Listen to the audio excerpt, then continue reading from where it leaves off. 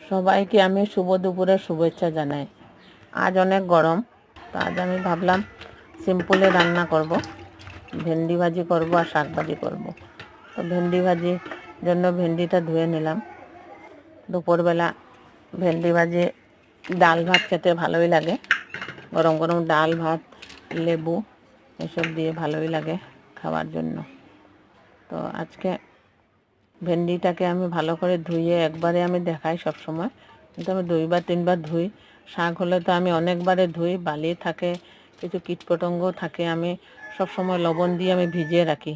2 ঘন্টা আগেই আমি ঘুম থেকে উঠেই সুন্দর করে আমি বাছি, নহলে আমার ছেলের বউ বেছে আমরা বালতিটার মধ্যে ডুবিয়ে রেখে দিই শাকটাকে সব সময় আমি।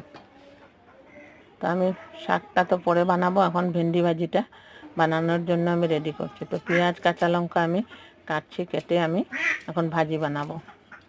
তো ভেন্ডিটাকে একটু লাল লাল করে ভাজি বানালে ভালোই লাগে। আমি বেশি ছোট ছোট করি না, বেশি মিহি মিহি ভেন্ডি ভাজলে এটা গলে যায়, ভালো লাগে না। তাই আমি ভেন্ডিটাকে একটু বড় বড় করে কাটি, বড় বড় একটু তেলটাও দিই, একটু মিডিয়াম, বেশি কম তেল দিলে জ্বলে যাবে।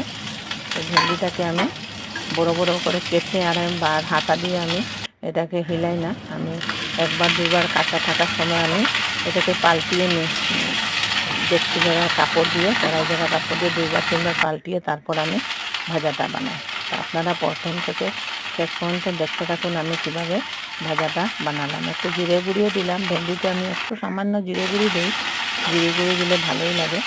একটু আমি দই একটুক্ষণ দই, বেশি দই না, বেশি দিলে জিরে জিরে গন্ধ করবে। তো একটু জিরে গুঁড়ি দিয়ে 2-3 বার এবার ঢেকে ঢেকে আমি ভাজিটা বানাবো। তো আজকে দুপুরবেলা আমি ভেন্ডি ভাজি দিয়েই খাওয়া দাওয়া করবো। আপনারা এভাবে বানান কিনা আমার কমেন্ট সেকশনে জানাবেন। সবাই বানায়, কিন্তু জিরা গুঁড়ি দেই কিনা না আপনারা কমেন্ট সেকশনে জানাতে ভুলবেন না। তো আমি আজকে এইখানে রান্নাটা শেষ করলাম।